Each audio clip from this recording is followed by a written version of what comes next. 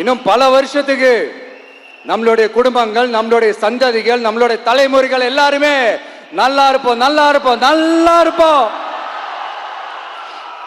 அதனாலதான் மீண்டும் மீண்டும் சொல்றேன், வேற யாருக்காவது ஓட்டு போட்டு உங்க ஓட்டை வேஸ்ட் பண்ணிடாதீங்க.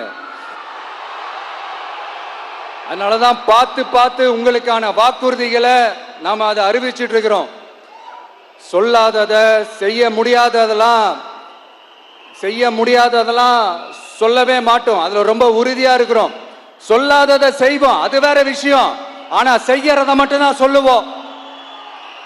யங்ஸ்டர்ஸ், விவசாயிகள், மீனவ, இந்த மாதிரி பல திட்டங்கள் இருக்கு, எல்லாத்தையுமே நிறைவேற்றுவோம்.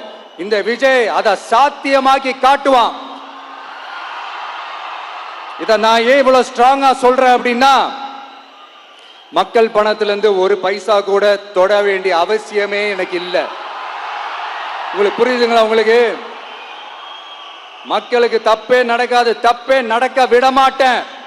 இப்ப நான் சொன்னல, மக்கள் காசுல இருந்து ஒரு பைசா கூட தொட மாட்டேன்னு. அத இப்ப ஆண்டுகிட்டு இருக்கிறவங்க, இதுக்கு முன்னாடி ஆண்டவங்க தில்லா சொல்ல முடியுமா?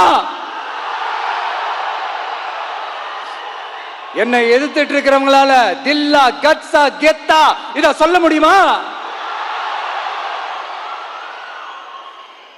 நீங்க ஒழுங்கா ஆட்சி நடத்திருந்தா பெண்கள் பாதுகாப்பு ஏன் இவ்வளவு மோசமா இருக்குது? இளைஞர்களுக்கு ஏன் வேலை வாய்ப்பு இல்லாம போச்சு? போதைப் பொருள் கலாச்சாரம் ஏன் அதிகமா இருக்கு? சட்டம் ஒழுங்கு ஏன் சரியா இல்ல? வன்முறை ஏன் தலைவரிச்சு ஆறுது? இதுக்கு உங்களால பதில் சொல்ல முடியுமா ஸ்டாலின் சார்? பதில் சொல்ல தகுதி இருக்கான்னு தான் கேட்டிருக்கணும். ஆனா கொஞ்சம் நாகரிகம் கருதி அப்படி வேணான்னு பாக்குறேன்.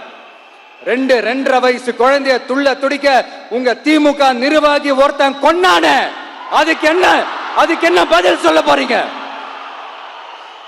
விளாத்திக்குளம் பக்கத்துல +2 படிக்கிற ஒரு பொண்ணு டாய்லெட் வசதி சரியா இல்லாம ஒரு அவசரத்துக்கு காட்டு பக்கம் போய் ஒதுங்கினாங்களே, என்னாச்சு? இந்த உலகத்தை விட்டே போயிட்டாங்க.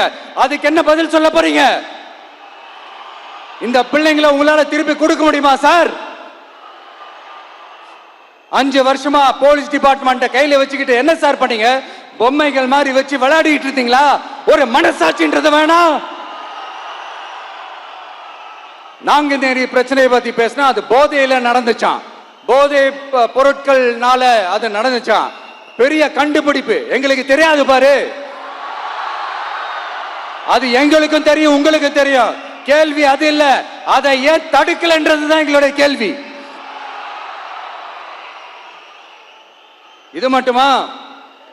மணலை திருடுறாங்க, மண்ணை திருடுறாங்க, மலைகளை முழுங்குறாங்க, சட்டவிரோதமா கல்குவாரி நடத்துறாங்க, மணல் மாஃபியா அது ஒரு பக்கம் நடந்துகிட்டு போகுது.